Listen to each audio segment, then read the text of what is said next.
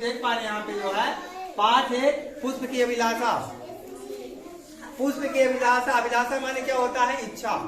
पुष्प की क्या इच्छा है, ठीक है ना। अब यहाँ पे कविता है, कविता का यहाँ पे भावार्थ दिया गया है, यहाँ पे कविता का संदर्भ और प्रसंग दिया गया है और यहाँ पे कविता का भावार्थ दिया गया है, ठीक है ना। और ये कविता की सुंदर पंक्तियां हैं।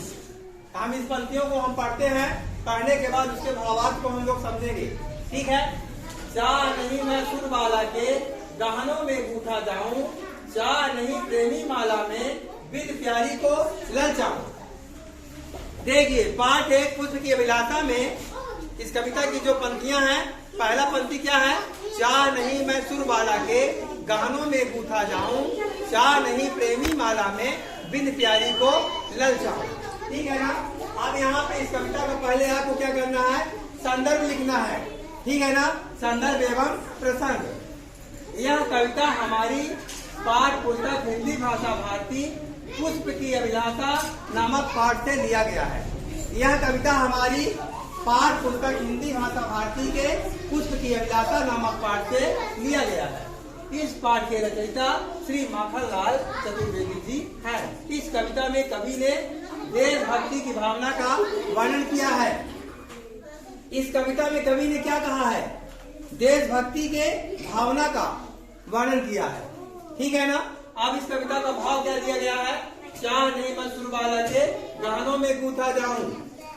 पुष्प कहता है मेरी इच्छा बिल्कुल नहीं है। पुष्प क्या कहता है? मेरी इच्छा बिल्कुल नहीं है, मैं किसी देवकन्या के आभूषण बनाने में किया जाऊं, है ना।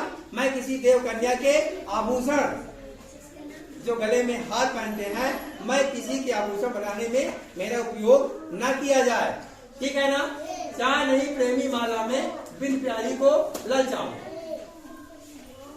और यह भी नहीं चाहता हूं कि किसी प्रेमी की माला में कूद कर पिरोया जाऊं जो मुझे आकर्षित करे, जो मुझे आकर्षित करे, ठीक है ना। इस कविता का भाव आपको यदि परीक्षा में पूछा जाता है कि किसी एक कविता का, जैसे प्रश्न मान दिया गया है कि नीचे दी गई कविता का भावार्थ और प्रसंग सहित व्याख्या करो, ठीक है ना। तो आपको सबसे पहले कविता का भाव जो है समझना है, पढ़ना है, इसके बाद उसका संदर्भ और प्रसंग लिख देना है, इसके बाद भावार्थ लिख देना है, ठीक है। ओके।